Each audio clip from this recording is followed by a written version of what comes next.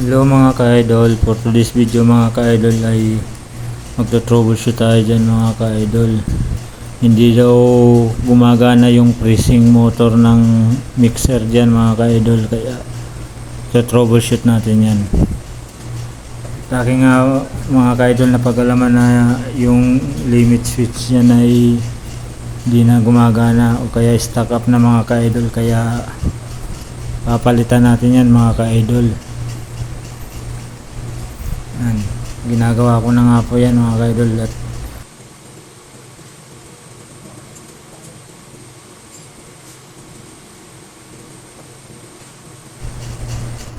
yan nga po mga ka-idol yung itsura ng limit switch. Bali bago na luma yan mga ka-idol, babaklasin natin, papalitan natin yan mga ka-idol. Yan, stock up na. Yan, mayroon na po ako dyan na kinuha galing stock room. Yan. Yan. Kukonekta din natin yan mga ka-idol.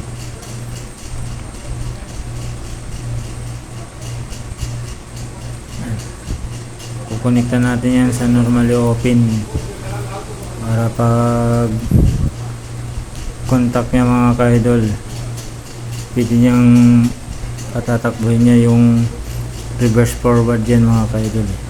Kabilat kanan yan, dalawang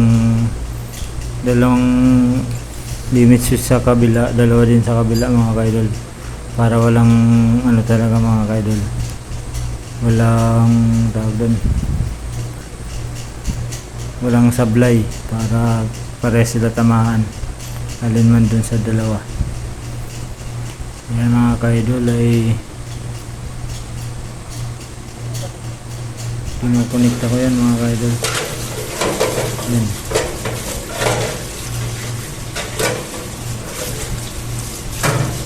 Sinusot ko yung wire dyan mga ka-idol sa cover ng limit switch. Kakabit na natin yan sa terminal mga ka-idol. Thank you mga ka-idol sa walang sawang pagsusuporta nyo sa mga video ko mga ka-idol.